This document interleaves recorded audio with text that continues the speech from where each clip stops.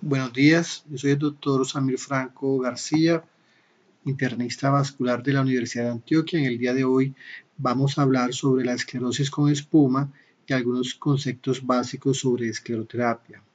Para iniciar hablaré sobre la escleroterapia líquida.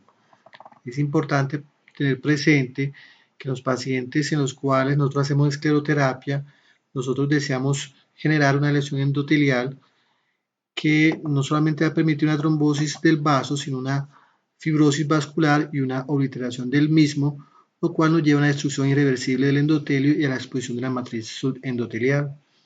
Teniendo presente que la escleroterapia es un líquido, va a mezclarse con la sangre y va a generar diferentes zonas de concentración. La zona número 1 es donde hay mayor concentración y donde el endotelio va a estar irreversiblemente lesionado y este tejido va a estar totalmente esclerosado y será reemplazado por tejido fibroso. La zona número 2 ya tiene algo el endotelio está lesionado y el vaso está parcialmente o completamente trombosado y eventualmente se puede recanalizar. En la zona 3 es la zona donde hay una mayor cantidad de dilución y se pierde el efecto esclerosante. De esta manera, a través de la dilución y la pérdida de su efecto terapéutico, podemos hacer un efecto específico sobre la vena que queremos tratar. En la escleroterapia líquida no solamente influyen el tipo de medicamento y la concentración del medicamento, sino inclusive la posición en que está ubicado el paciente, teniendo presente que un paciente en posición de pies va a tener una mayor presión a nivel de las venas y por lo tanto va a tener un mayor diámetro, hasta de 1 centímetro, por ejemplo en este ejemplo. Paciente de cúbito, este diámetro de la vena nos va a disminuir hasta 0,5 y en un paciente acostado este diámetro nos va a disminuir hasta 0,25, logrando un menor diámetro y probablemente un requerimiento menor del medicamento y una mayor efectividad del mismo. Aquí observamos, por ejemplo, en estas gráficas, cómo la cantidad de volumen que vamos a utilizar va a ser mucho mayor en el paciente que está de pies comparado con el paciente que está acostado y con el paciente que tiene las piernas elevadas. Otro aspecto importante de la escleroterapia líquida, hay diferentes tipos de esclerosantes. Tenemos los detergentes que actúan generando una desnaturalización de las proteínas de superficie. Tenemos agentes hipertónicos que lo que hacen es generar una deshidratación de las células endoteliales y tenemos agentes tipo toxinas que generan un daño endotelial irreversible por contacto. Diferentes tipos de esclerosantes detergentes en el mercado, tenemos el morruato, derivado del aceite de bacalao, que es el que más asocia con anafilaxis y necrosis si se extravasa, el oleato de etanolamina, el cual es un esclerosante débil de tipo oleoso, el sotradecol, es un esclerosante eficaz, confiable y que tiene cierto riesgo de hiperpigmentación, bajo riesgo de anafilaxis, el polidocanol, el cual es uno de los que tiene un alto índice terapéutico, tiene un menor riesgo de hiperpigmentación y muy bajo riesgo de alergias. Puede presentarse matting con este producto similar a otros, y la glicerina, que es un esclerosante muy débil, el cual tiene como ventaja que produce muy pocas veces hiperpigmentación o matting, sin embargo, por ser extremadamente viscoso, va a ser muy doloroso su aplicación. Estos agentes detergentes también su actividad cambia dependiendo de algunas características físicas. Por ejemplo, la concentración, ellos se van a perder o inactivar por debajo de cierta concentración mínima, se disuelve más en frío, por lo cual son más efectivos en calor, y también la mezcla, cuando se mezcla con gas o con aire, nos va a generar un aumento del área de superficie y una mayor efectividad. Basado en esto, observamos en la gráfica A que la escleroterapia líquida desplaza el glóbulo rojo cuando son menos de 3 milímetros. Sin embargo, cuando estos vasos son de 4 a 12 milímetros, el esclerosante se diluye y se presenta en las zonas de dilución que habíamos mencionado anteriormente, perdiendo su eficacia. Por lo tanto, la espuma, que es una mezcla de líquido con gas, nos permite desplazar la sangre y tener un mejor contacto con el endotelio y generar una mejor escleroterapia más homogénea. Sin embargo, cuando estos vasos son muy grandes, la espuma flota y se ubica en la parte superior y pueden haber zonas que no afecten importantemente. Por eso en estas venas de gran tamaño, que la presencia de venoespasmo nos va a lograr un mejor contacto del agente esclerosante con la pared de la vena. Una vez aplicada la vena, en los primeros segundos vamos a observar ecográficamente una línea blanca y comenzamos la lesión endotelial. A los minutos podremos observar el espasmo venoso. En días, este tejido puede presentar inflamación, como induración, inflamación, enrojecimiento, y en semanas ya vamos a presentar fibrosis, clínicamente una vena varicosa no visible, y en algunos pacientes se puede palpar como un cordón duro. Algunos pacientes con el paso de meses o años pueden llegar a tener recanalización parcial o inclusive completa. Sin embargo, esto no lo vemos en todos los pacientes. La espuma nos ofrece varias ventajas. Tiene un excelente contraste ecográfico, permite tratar largos segmentos en una sola inyección y puede ser usada para tratar la mayoría de las venas varicosas, incluyendo troncos de todos los diámetros. Tiene una mayor efectividad que la escleroterapia líquida. A través de la historia, dentro de los aspectos más importantes, la primera espuma que fue de gran tamaño fue en 1939 y posiblemente sale la teoría de Orbach, en el cual él considera que es necesario que las venas estén libres de sangre, por lo cual inyectaba una burbuja de aire y después a esa burbuja inyectaba el agente esclerosante. Era, digamos, algo parecido a la escleroterapia con espuma, pero sin embargo tiene un concepto un poco diferente. Posiblemente aparece en 1995 el doctor Cabrera, quien hace unos estudios muy interesantes y con excelentes resultados con la mezcla del polidocanol más CO2, y en el 2000 aparece la técnica de Tessari, que es la más conocida por todos. ¿Cómo definimos una espuma esclerosante? Es una dispersión de gas en un líquido esclerosante en el cual el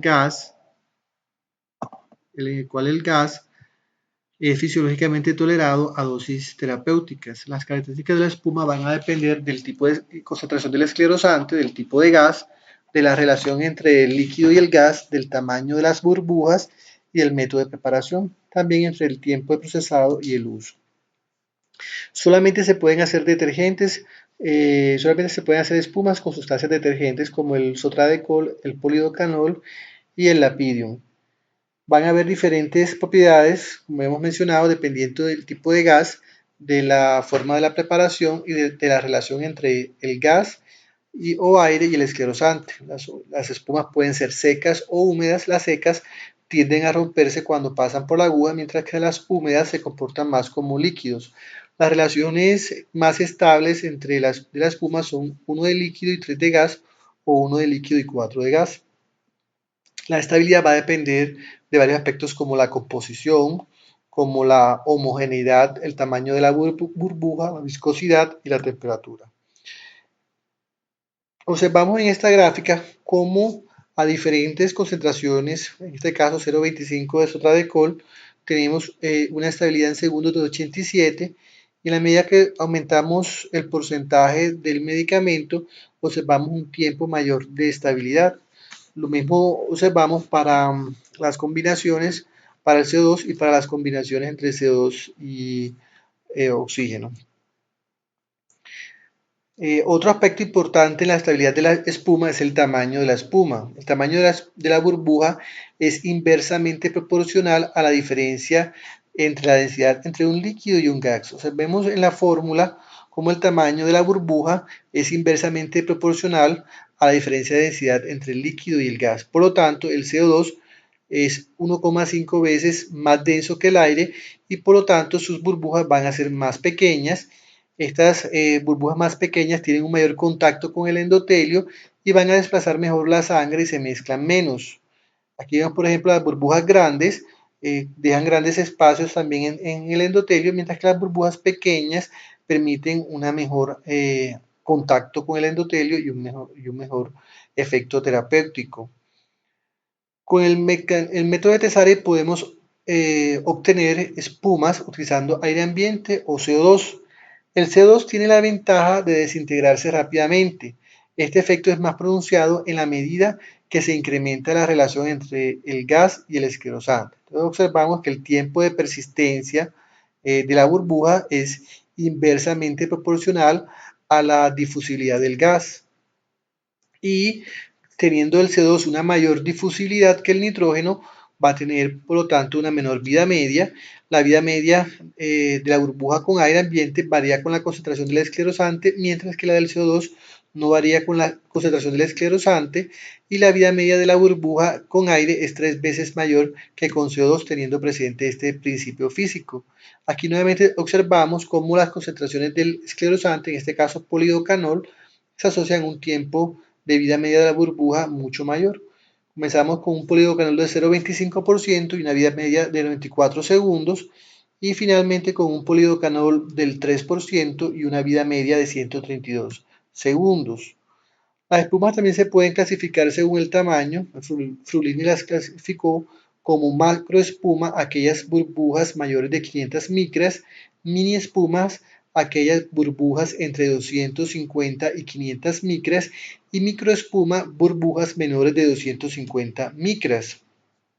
La espuma va a tener, es una estructura que le permite generar una menor presión dentro de la burbuja y tener una mayor estabilidad. Observamos en esta gráfica cómo la presión que se presenta dentro de la burbuja es directamente proporcional a la tensión del surfactante e inversamente proporcional al radio. Es decir, entre entre mayor el radio, menor la presión, o al revés, entre más pequeña o la burbuja o menor el radio, va a haber una mayor presión. Por eso cuando tenemos burbujas de diferentes tamaños, una burbuja pequeña va a tener mucho más presión que una burbuja grande, y por lo tanto va a tender a coalescer en la burbuja grande, generando burbujas de mayor tamaño. Esta es la diferencia también entre la homogeneidad que pueden tener las diferentes espumas. Aquí observamos en el lado izquierdo una burbuja con baritena, que es un compuesto homogéneo, y tenemos una burbuja artesanal, la cual ha pasado cierto tiempo, y observamos burbujas de diferente tamaño. Si aumentamos el lente, podríamos observarla de la siguiente manera. ¿Qué pasa con las burbujas una vez ya las utilizamos? Las pequeñas burbujas, por lo que habíamos mencionado, se van a agrupar en unidades más grandes, y por eso es importante que la espuma la apliquemos los primeros 90 segundos de preparada. Con el tiempo, el contacto de la espuma con el endotelio va a generar una destrucción y un venoespasmo, y en la medida en que la espuma sale del sitio donde ejerce su efecto terapéutico, va presentando fenómenos de dispersión y también fenómenos de inactivación al unirse a proteínas plasmáticas y a membranas celulares. Por lo tanto, las burbujas que encontramos en sitios distantes como el corazón o el cerebro van a contener aire con escasa cantidad del agente esclerosante. Una vez definido que vamos a colocar una espuma a un paciente, debemos estimar la cantidad de espuma que vamos a colocar. Hay diferentes métodos de estimar esta cantidad de espuma. Uno de estos métodos es tener presente el segmento, el diámetro del segmento por la longitud del segmento, y de acorde a esto vamos a obtener diferentes cantidades máximas de esclerosante que podemos usar. Como recomendaciones generales, no debemos pasar de 10 cc por pierna o por sesión. También hay otras recomendaciones en las cuales el porcentaje de esclerosante, también dependiendo del tamaño de la vena, de un modo general, con el polidocanol vamos a obtener que para la primera sesión podemos usar en safena mayor en muslo concentraciones del 1,5% y hasta 8 centímetros de volumen. Para tributaria de safena mayor 0,5% y hasta 4 centímetros de volumen. Esto sería para la primera sesión, y la segunda sesión, si el paciente tuvo buena respuesta y no tuvo efectos adversos, se podría incrementar la dosis o el porcentaje de la dosis. Bueno, ya una vez planeado cuánta cantidad le vamos a colocar, qué tipo de medicamento le vamos a colocar, La siguiente forma es cómo preparamos esta espuma. Hay diferentes formas de preparación. Uno de los métodos más, los métodos más conocidos, el doctor Cabrera, a través de la aplicación de un cepillo de alta velocidad en una atmósfera rica en CO2 y con su producto Varitena, en el cual observamos a continuación. La varitena viene un cilindro en la parte de arriba con el gas y en la parte de abajo observamos el medicamento. Una vez desplazamos el contenido de gas dentro del medicamento, se genera la espuma y tiene dentro de un sistema de válvulas que permite la salida de espumas de cierto tamaño. De esta manera se obtiene una espuma homogénea, la cual nos permite predecir una mayor eficacia y menos efectos adversos. El siguiente método, el de Barisolve, una mezcla específica de gas con polidocanol en un caníster de aerosol, y el método más conocido, que es el método de Tessari, que consiste en la mezcla entre dos jeringas, una con esclerosante y otra con gas o con aire ambiente. El método de Tessari, en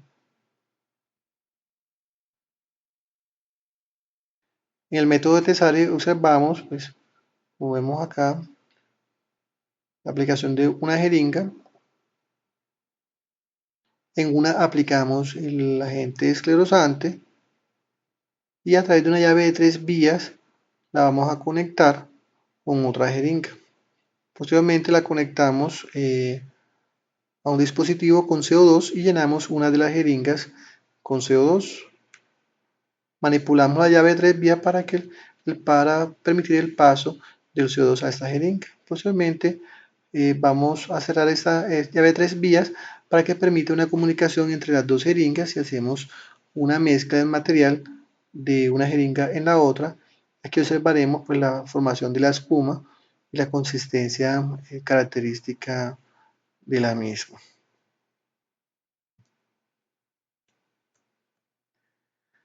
Entonces, el método de Tessari, el clásico, que sería con la llave de 3 vías, también existe el método de doble jeringa, que sería entre dos jeringas, y también métodos como el turbofan, que permiten de manera automatizada generar la espuma.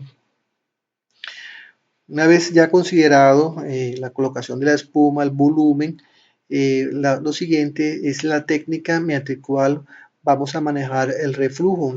Hay 3 técnicas principales. La técnica de Tournai o francesa 1985 consiste en tratar las varices de arriba hacia abajo, es decir, desde las venas insuficientes de mayor tamaño hasta las venas insuficientes de menor tamaño. Muchas veces los pacientes nos consultan por pequeñas telangiectasias, pero presentan algunas venas tronculares o tributarias mayores que están generando estas telangiectasias y estas deben ser tratadas primero. El método francés consiste entonces en eliminar el reflujo de alta presión en el sitio de ocurrencia y eliminar de proximal a distal. Esto nos va a generar una disminución del peso de columna de sangre en el punto de esclerosar y nos va a generar que disminuya el riesgo de trombosis y de extravasación de los glóbulos rojos. Este método, a pesar de llamarse francés, en realidad tuvo la participación de muchas personas en muchos países, el doctor Moskowitz en Alemania y el doctor Stakax en Estados Unidos también habían mencionado técnicas similares. Para determinar el origen del reflujo es necesario, por lo tanto, a todo paciente ordenar un dúplex para poder comenzar a tratar inicialmente las venas de alta presión. El orden sería venas varicosas más grandes, después las reticulares y por último las arañas. Hay algunos esquemas, digamos, técnicas al examen físico que nos permiten determinar probablemente cuál es el sitio de donde provienen las venas varicosas. Sin embargo, a veces puede ser engañoso y por lo tanto se recomienda la realización del dúplex. La técnica suiza, también llamada técnica de escleroterapia venosa total, consiste en la colocación de múltiples inyecciones a lo largo de todas las venas varicosas para producir una esclerosis difusa. La técnica de Fegan se basa principalmente en el manejo inicial de las perforantes basados en que la bomba muscular es más potente a nivel de la pantorrilla que a nivel abdominal y muchos pacientes que tienen reflujos a nivel de safena al mejorar o al tratar las perforantes, las safenas mejoraban su flujo y se normalizaban. Sin embargo, esta técnica ha sido cuestionada por la presencia de que solamente un 30-40% de todos los pacientes tienen incompetencia de perforante, por lo cual habrá un 60-70% en los cuales no es aplicable. Entonces, ¿cuáles esas técnicas debemos usar? Hay que individualizar el paciente. Pacientes con incompetencia de perforantes o de la unión y unión safenofemoral normal, la técnica de Fegan. En pacientes con insuficiencia de la unión safenofemoral, tratar primero esta insuficiencia. En pacientes sin causa hemodinámica aparente de origen de sus varices, se puede usar la técnica de Sique. Posteriormente, el siguiente punto es la técnica de la inyección. En 1950 la técnica de inyección se hacía con el paciente de pie, teniendo presente que las venas se dilataban y permitían una canulación más fácil. Sin embargo, a pesar de ser más fácil la canulación, esto generaba un aumento de la presión hidrostática y un mayor riesgo, por lo tanto, de flebitis, de extravasación y también de reacciones vasovagales por estar el paciente de pie. Esta técnica no se recomienda. Cuando comparamos estudios fluorográficos en pacientes en bipedestación comparados con el paciente en supino, el paciente en bipedestación, el esclerosante tiende a irse hacia el sistema profundo, como vemos en la gráfica B, mientras que el paciente en supino, el trayecto es más superficial y logra un mejor tratamiento de las venas. En 1926, el doctor Mason describió otra técnica que consiste en canular al paciente en bipedestación y después se acostaba y se elevaba la pierna para lograr una disminución del diámetro de la misma. Esto en 1934 además se adicionó a esta técnica la colocación de la compresión para la prevención de la trombosis. Sin embargo, tienen estas técnicas como problema que el paciente se puede desplazar la aguja en los cambios de posición. La técnica de Fegan se hace con el paciente sentado, se insertaba la aguja y luego el paciente se reclinaba, pero también como las otras tenía riesgo de movilización de la aguja. Aquí observamos la forma como canalizaban y posteriormente movían la pierna, la elevaban para disminuir el diámetro de la pierna, de las venas de la pierna y lograr un mejor efecto esclerosante. Por último, otra técnica es con el paciente acostado todo el tiempo. La relación de los músculos de la pantorrilla en esta posición permite una duración mayor y más uniforme del esclerosante y se recomienda la compresión luego. La técnica recomendada por el Dr. Goldman en su libro de escleroterapia es manejo de reflujo de las venas más grandes y de proximal a distal y teniendo presente también las concentraciones del esclerosante según el tamaño de la vena. Por ejemplo, para venas reticulares, polidocanol de 0,25 a 0,5%, para venas de 3 a 5 milímetros, polidocanol hasta 1%, y para telangiectasia se usaba polidocanol líquido 0,5% con el paciente acostado todo el tiempo y posterior a la colocación del medicamento se ordenaba compresión con medias de 30 a 40 milímetros de presión, de ambulación inmediata y medidas de compresión durante una semana mientras esté despierto. La aplicación puede ser directamente por agujas, por catéteres pericraneales. También hay otros catéteres, por ejemplo, como el Vein FX, el cual presenta en la parte distal del catéter un balón con el objeto de que la espuma no se nos vaya hacia el sistema profundo. Observamos pues el catéter y otros métodos como el Clarivein que nos permiten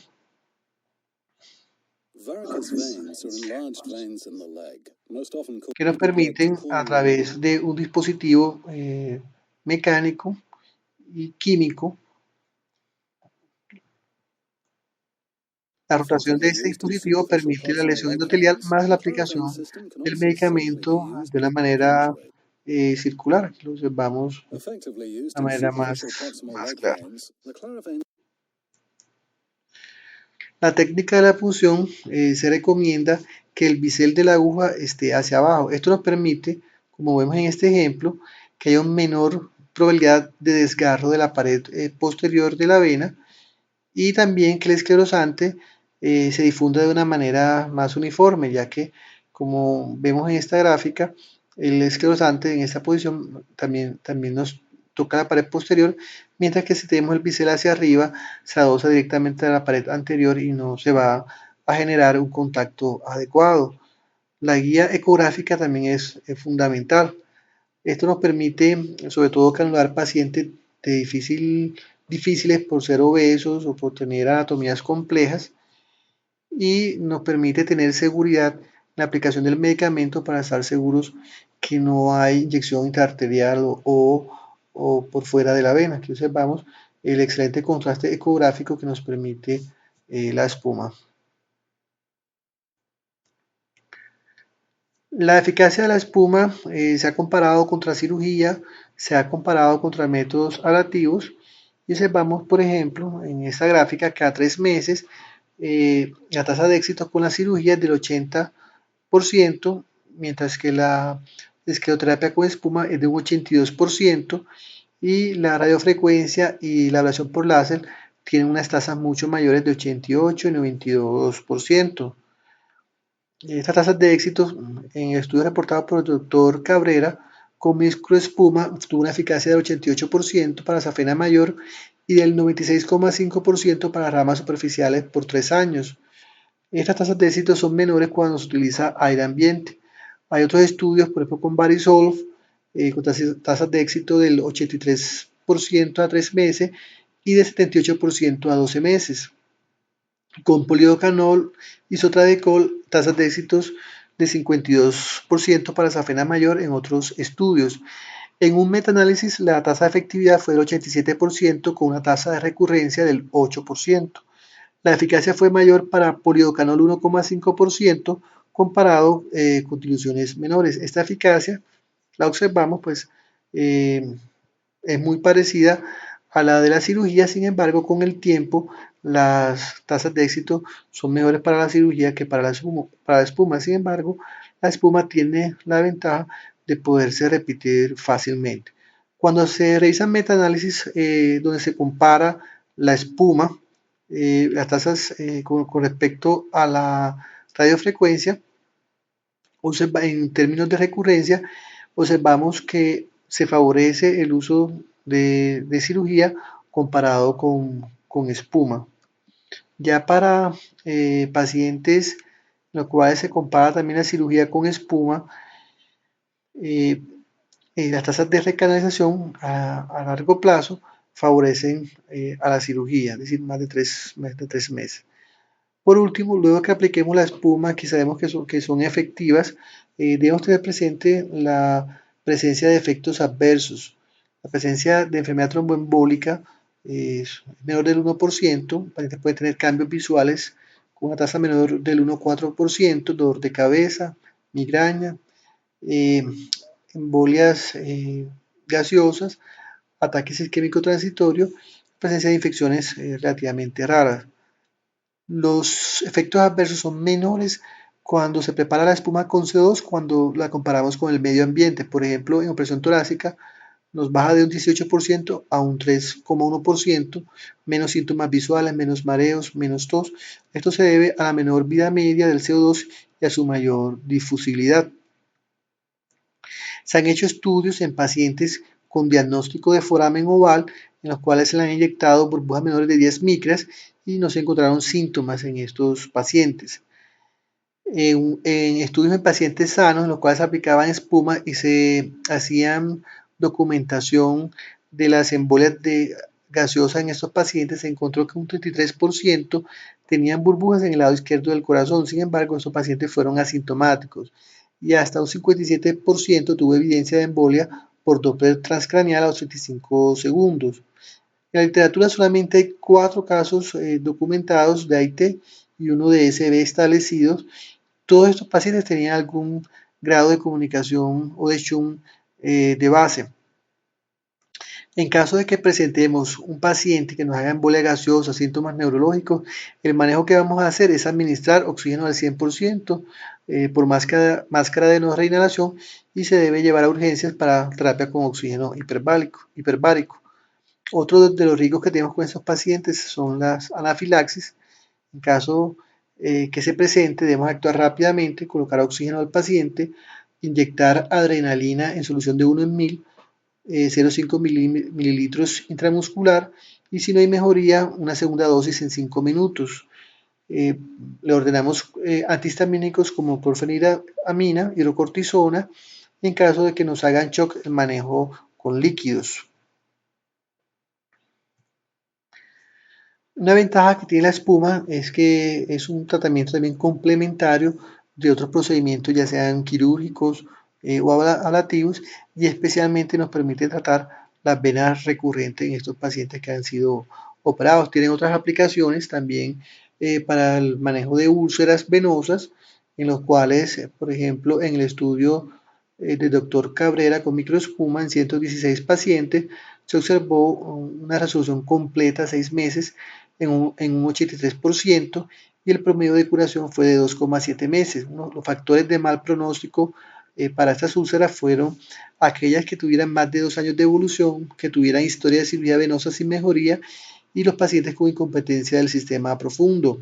También otro uso de la espuma es el manejo de las malformaciones venosas, en los cuales usualmente se utiliza polidocanol al 1% para el superficial y etanolamina para el profundo, y requiere un conocimiento adecuado de este manejo.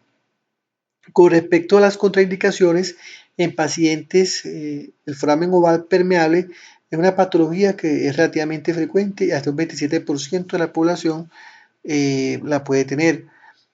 El principal método de tamizaje es el eco transesofágico y también pueden haber hasta un 10% de la población otro tipo de malformaciones arteriovenosas como las pulmonares que nos puedan permitir un shunt. Los pacientes que tengan un foramen oval permeable no son pacientes, no es una contraindicación, digamos, absoluta para espuma. Sin embargo, no se recomienda en estos pacientes.